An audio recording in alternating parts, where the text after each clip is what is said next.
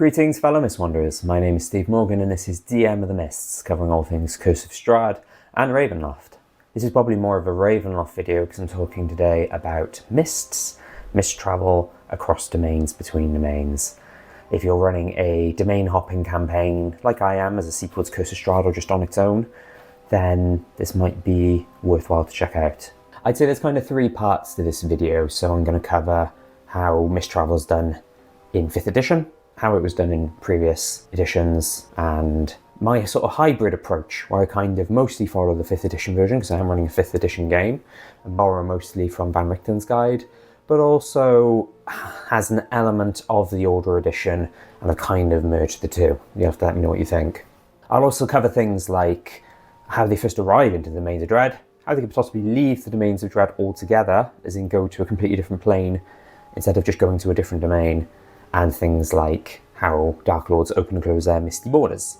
So firstly, let's talk about arriving into the Domains of Dread in the first place. A good example of this, for inspiration and examples, is Curse of Strahd. In Curse of Strahd, there's a number of hooks, and they vary from the Vistani bringing them in to Barovia, or even just the mists grabbing them. When I ran Curse of Strahd, we did Lost Mine of Fandalva first, and after they finished that, they were asked to run an errand to the city of Neverwinter, and on their first night camping out on the road, they woke up in the morning surrounded by mist, realising they weren't in Kansas anymore, so to speak. And then they eventually travelled, the mist kind of led them in a direction, and they arrived at the eastern gates of Barovia. Additionally, and I talk about this in one of my other videos, the Carnival could arrive. They could travel with the Carnival into the Domains of Dread. The Carnival, for example, could go to the Sword Coast, and then when they leave, if they leave with the Carnival, they then arrive into the Domains of Dread. Let's talk briefly about the misty borders of domains. I feel like this is important because it's all well and good thinking, the players might think, well, let's go to a different domain, but can they actually leave the current domain they're in? So the Dark Lords have the power to open and close their domains. Some have them permanently closed. I would say that this is the case with Strahd and Barovia. I'd be very surprised if it wasn't, because obviously the characters could just leave Barovia and the whole point is they're stuck there and the only way they can get out is to defeat Strahd. But if you're not running Curse of Strahd, you might handle it differently. I would say the same with Forlorn as well. When I ran Forlorn, I had it that Tristan at Blank kept his borders closed. Or they might close them for a reason. For example, Hazlic of Azalin fame, I'm going to have it that he keeps his borders open most of the time, but if someone walks into the domain and they've got a very powerful magic item, then he will close the borders at that point because he doesn't want that person leaving with that magic item. He wants that for himself. And then you get some Dark Lords who, or at least I play it as mostly hands-off. A really good example of this is the Dark Lord of Mordant, and I've had it that my players have been in and out of Mordant about 3 or 4 times at this point, just doing quick little visits and things like that, and running errands or doing quick little adventures, and he's not even made himself apparent yet, but that could change the next time they visit. He might then close his borders. So the reason I'm saying all this is if a border is closed in a domain, you don't need to necessarily worry about this, but if a border is open in a domain, you might then want to be thinking about, if they decide to leave and go elsewhere, how to handle it. So as mentioned, sort of the first part of this is talking about how mist travel works in 5th edition, which is different to previous editions of Ravenloft. The information is at the start of chapter 3 in Van Richten's Guide to Ravenloft, and there is also a little bit of information in Curse of Strahd, but it doesn't really talk. It talks more about how the mists work and the mist borders being closed, a bit like I explained a minute ago. Not so much, the whole mechanics of leaving the domain or going to another domain. So if people try and go into the mists and the borders are closed, they have to roll Constitution saving throws, or they slowly become exhausted. And as we know with the exhaustion mechanic, the more exhausted you are, the worse it gets, and the more likely you become even more exhausted because you start getting disadvantage on saving throws. And also your speed is halved, then your speed stops, and then you die. So someone spends at least 30 seconds in trying to walk through the mists of a closed domain, and they're at risk of death, which is a pretty severe effect, obviously. There is a Wandering the Mists table, which I only use seldomly, just because the whole faff, if someone's trying to leave a domain on purpose and want to go somewhere else, they get circled back, or they end up at a different domain. If you want them to go to a different domain, then the one they'd be going for, that's great. I've done that once or twice. But there is that, I think if you don't have a mist talisman, that is what you're supposed to be using. And then there's like a 1 in 5 chance that they actually arrive in the domain they want to go to, but then there's more chance that they might get circled back or end up somewhere they don't want to go, or what have you. And then there's mist talismans, and these are new to 5th edition as far as I'm aware. So these are kind of like items from a domain, or that have a tie to a domain. It gives examples for some of them domains in Van Richten's guide, and it also says you could use some of the trinkets from the Gothic trinkets table as well, or you can make up your own. And the idea is it's almost like a divining rod. So they're in Barovia and they want to go to Falkovnia. One of them has a Falkovnia mist talisman. They sort of lead the way through the mists and then eventually arrive into Falkovnia. It's like a more guaranteed way to get to where you want to go. And of course, mist talismans aren't the only way. As mentioned before, you could have the creeping fog, you could have Fistan, you could have the carnival. There's other ways to travel between domains while you're already in the domains, similar to arriving in there in the first place. An interesting element, I don't think this is actually written in the book, this is my interpretation, is that it doesn't speed up, or you can't speed up travel. As I'll talk about in a minute, you roll some dice to determine how long it takes to get from domain A to domain B. And if you were to cast Windwalk, for example, which my players do have access to, my interpretation is that's not going to speed things up. If you roll and it takes 8 hours to go through the mists, it's going to take 8 hours regardless of if they're walking, crawling, running, using Windwalk, flying, or some other means of travel. I'd be interested to know what people think though, because that's my interpretation. It might be that if they're doing Windwalk, you might think, well, actually, that applies, and then they get to the domain much quicker, but I think that kind of ruins the fun and kind of goes against the whole point of the mists and travel. So it talks about when they set off, if they have a mist talisman, you roll 2d6, that's the number of hours it takes to get to the domains. It can be as quickly as 2 hours, as long as 12 hours, but it'll probably often take about 6 or 7 hours given how dice averages work with multiple dice. But there is the risk that you roll high, and because you can't speed up travel, there's the risk that they'll become exhausted because of the whole thing of you can only walk 8 hours a day and then you become exhausted. And when I ran Tovag and they went to Tovag on foot, I rolled a 10. So they had to do 2 sort of forced march constitution saving throws, and 2 of their NPC allies had 1 level of exhaustion each. So that's great. Great from a DM point of view because it adds to the horror if they arrive into this unknown place that could be full of monsters and they're already not at their best and at their full resources and they're already feeling quite exhausted. That can be pretty scary depending on where they're going and how long it takes them and stuff. A huge thing that's new to 5th edition that they kind of didn't carry across in the older editions is that you can travel from any domain to any other domain. So if you want to go from Valachan to Lamordia, you can do that in your 2d6 if you've got a Lamordia mist talisman. This is very different to how it used to be in earlier editions of Ravenloft. And what happened in earlier editions of Ravenloft is you had what was called the Core. It was sort of a continent of domains. And what would happen is when a domain got added, and they did get added bit by bit, which I'll talk about in a minute, when a domain was added, it was either pulled in from its world on the material plane. A good example of this is Barovia. So when Strahd did his Dark Pact and Barovia became a domain of dread, the whole land essentially got either teleported or some people theorize duplicated. There's 2 versions of Barovia. There's one still on the material plane and there's this one that's now in domains of dread. And his land was essentially shoved into the Core. Some lands, however, are kind of created for their Dark Lord. A good example of this is, I believe, Darkon from Azalin, and I also believe, at least for 5th edition, this might be the case in the early editions as well, Hazlan for Hazalek. It was kind of, he was teleported himself and dumped into this land, and he's like, oh, this is my new home now. Core developed over time. So originally it was just a couple of domains. Well, originally it was just Barovia. Then I think Forlorn got added, then a couple of others, including Mordant, Darkon, and so on. And then more and more got added until it was kind of, there was a lot more to it. There's a Facebook group called the Ravenloft Cartographic Society, I'll leave a link in the description, where if you join that group you can kind of see the person who runs it, sort of following the Barovian calendar and the timeline, that at this point this is what the core looked like, at this point this is what the core looked like, and so on and so on. And it's pretty interesting to have a look at that. Even if you're not running a pre-5th edition game, I think it's still worth having a look at.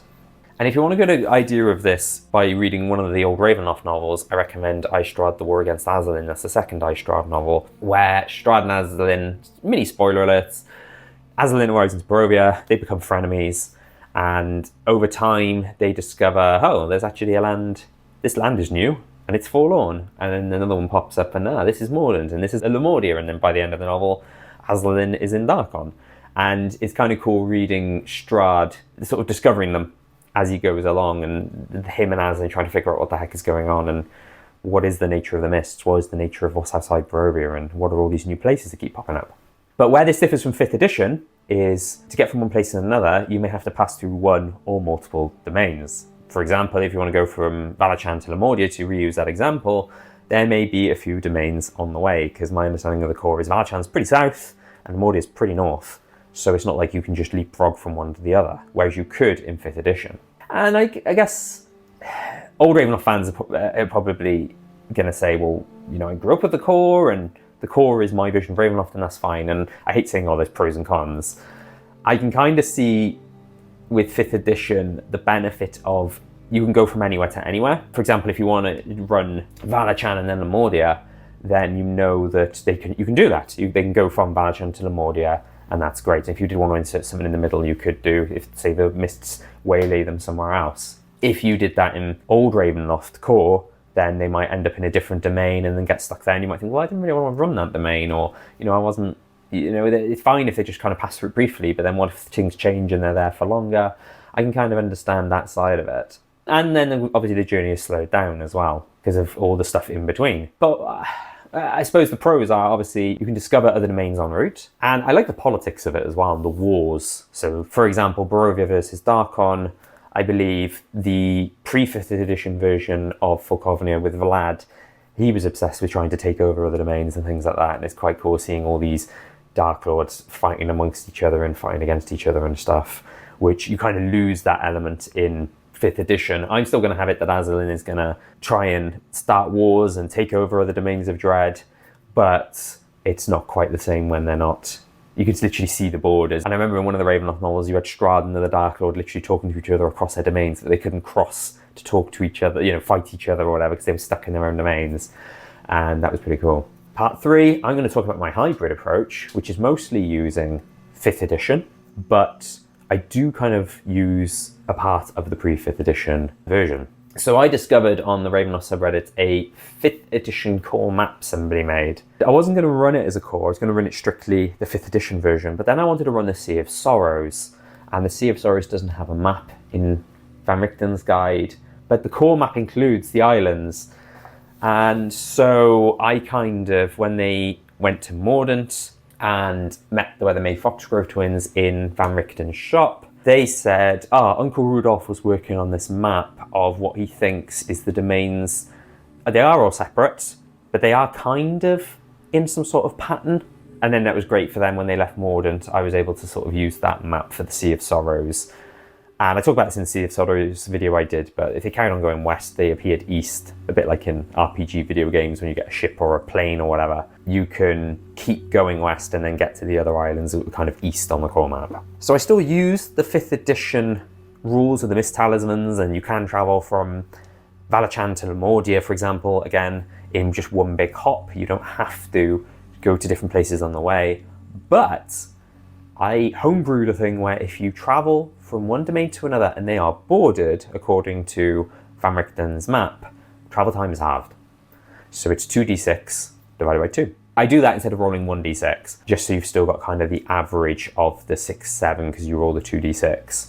And then, so it's more likely to be 3.5-ish hours. And what I like as well is the map that Van Richten was working on was a work in progress, and it's missing certain domains, such as Naranjan, which is newer 5th edition and therefore never existed in the core. So it kind of, they explain it's rough, we don't even know if the size of the domains are right, and that works well again, because obviously the size of the domains and the shape of the domains in 5th edition doesn't necessarily match the size and the shape and the layout and whatever of the pre-5th edition versions. They kind of stress that it's really rough. It's a rough idea of where things are, and it might not be true to how it actually is. And then also, some domains might not be on there, such as Naranjan. How do you handle ship travel? So the way I did it when I didn't have to worry about this until I ran the Sea of Sorrows. My reasoning was, if you leave by ship from a domain that has a sea, such as Demonio, Mordant, Valachan, and so on, you can go to another domain that has a sea, or you can go to the Sea of Sorrows. You can't go to the Sea of Sorrows unless you're on a ship. I actually initially had my players, when they left Barovia after finishing Curse of Strahd, they went to Markovia, and I kind of, because I wasn't sure if I was doing the Sea of Sorrows, I had it, they just arrived on the shore. The mist plopped them on the beach of the shore, because Markovia is an island, and it's technically an island in the Sea of Sorrows. Yeah, I wouldn't do that now. They've got to get on a ship and stay all there. I'd also like to take time to explain what I did with Pietra's ship, the Relentless. When Pietra, the Dark Lord of the Sea of Sorrows, had the Relentless, she could sail the Sea of Sorrows, but her curse was not only could she not leave the Sea of Sorrows, but she couldn't even go onto the islands within the Sea of Sorrows, such as Blaustein, Gastria, and so on. I talk about this in my Sea of Sorrows video, but after they defeated her and claimed the ship for their own, they then had the Relentless. If they wanted to, because they realised that we sail into this domain and we arrive on this spooky looking ghost ship, that people then might be like, but they like the idea of some of the mechanics I homebrewed because it's a magical Ravenloft ship. I did a few things. There's a ghost that's bound to the ship who steers it and controls it and looks after it, especially when you're not using it. The stat book I used for the ghost, so instead of using a ghost, I actually used a Relentless, which is actually a Yugoloth, a fiend, but changed it that it was a undead and it was a ghost, just because I like the idea of this. The Relentless is kind of like leads boats on the River Styx, but I just like the idea that this was, had the sort of attack where she could use an oar and stuff like the Relentless, but obviously not a Yugoloth, not a fiend, just to stress that. I had it, the travel time takes 25%. It's a quarter of what it was. Still roll the 2d6, then divide by 4. So travel on the ship, instead of it being anything between 2 hours and 12 hours, anything from half an hour to 3. I've forgotten how maths works. Is it 3 or 4? It's 3, isn't it? And I also did something, I should stress, at this point my players had walked from one domain to another a few times, and so I wouldn't recommend doing any of this that I'm suggesting until you're sort of mid or late game in your campaign. I wouldn't suggest doing it straight away. But because they were already sort of mid game in the campaign already, I had that Pietra's ship could travel to landlocked domains such as Barovia and Folkovnia, so long as they had a body of water large enough to support a ship, such as Lake Zarevich in Barovia, and I forget the name, but there's a lake just outside Lakar in Folkovnia. And quite cool, the kind of, this mist appears in the middle of the lake and woof, the ship is there. Forlorn's another one as well, with Lake of Red Tears. That's how they arrived into Forlorn. And then Aggie attacked the ship later on, which is pretty cool. What about leaving the mists? Well, Curse of Strahd doesn't cover this at all, and I don't think even Van Richten's Guide does. Talks more about sort of travel between domains. So say, for example, your characters want to go to the Feywild. Well, obviously they can do the things where they can hire the Vistani, or leave with the Vistani if the Vistani are going there anyway, or same with the Carnival. But when I ran Curse of Strahd, I had it that when they first defeat a Dark Lord and first go to leave a domain, they can kind of go wherever they want. And, and I guess you could use the Mist Talismans thing, and if they got Mist Talisman of the Sword Coast, that's how they get back to the Sword Coast. I mean, you could do something like maybe the Plane Shift spell. If it's an open domain, you could do Plane Shift, and then they're able to leave. I guess that's kind of makes sense, but if you do Plane Shift in a domain that's closed, that's obviously not going to do anything, except for maybe you go to the Border Ethereal, which is, I think, talked about in Curse of Strahd. I mean, for me, because they're just bouncing between different domains, I've not really had to think about it or worry about it. But that's probably, when it gets to the point where I'm worrying about it and thinking about it, that's probably what I'll do. And whatever the case, you might want to make it difficult on purpose. Not to be a difficult DM or anything, but if you're running a Domains of Dread campaign and you're doing all this preparation of different domains, and then suddenly they go, hey, let's go back to the material plane for a bit. You're going to be like, no. So you might want to then just kind of say, I gaming can probably say to them, guys, I'm running a Domain of Dread campaign, your character should want to stay in the Domain of Dread, but if you wanted to keep it in-game, you could just say, well, it's not as simple as that, and they can't just leave from the Domains of Dread to go back to the material plane that easily, and the more difficult we make it, the more they're going to think, well, fine, we'll just stay and hop a few more domains. And that's it for this one. What do you think? I imagine most people watching this, if you're running the 5th edition Ravenloft campaign, you're probably using the 5th edition version. If you're running a pre-5th edition version, you're probably using the pre-5th edition version. Be interested to know if anyone's doing a hybrid type thing like I am, or if you're using the core in a 5th edition game. If you handle the mist travel differently, even in 5th edition. If you think there's issues with me giving them Pietra's ship, or what have you, let me know in the comments. Upcoming videos, I've teased a few times now that I was going to do a Factions of Ravenloft video. That was actually supposed to be this video, the next video. I'm not really confident with it. I've got a few factions that are mentioned in Van Richten's Guide. I can only really find 1 or 2 more outside of that, so I'm kind of doing more research on that and delaying it a little bit. I started doing research in a video that will talk about other uses for the Taroka deck. I still mispronounce it. Other uses for the Taroka deck outside of Curse of Strahd and Madame Eva's Draw. There's 1 or 2 ways you might be able to use it more in Curse of Strahd, and there's quite a few ways you can use it outside of Curse of Strahd if you're running a wider Domains Dread campaign. So I'd love to do a video about that. And I also want to do a quick video that runs through Castles Forlorn, the 2nd edition book. I've done 2 videos about Forlorn, one where I talked about the land, one where I talked about Castle Tristanoara. And because I've done those videos, I've had quite a few people reach out to me, asking me questions about it. And most of the times I do say, well, it does cover this in the book. I'm still happy to help. But I'll say, well, it does say this in Castles Forlorn, but it's 3 books, there's a lot there. So what I thought might be helpful to DMs who want to run Castles Forlorn is I do a video where I say, book 1 covers all this, book 2 covers all this, while it's all still fairly fresh in my head because I ran it a few months ago. So anticipate that video as well.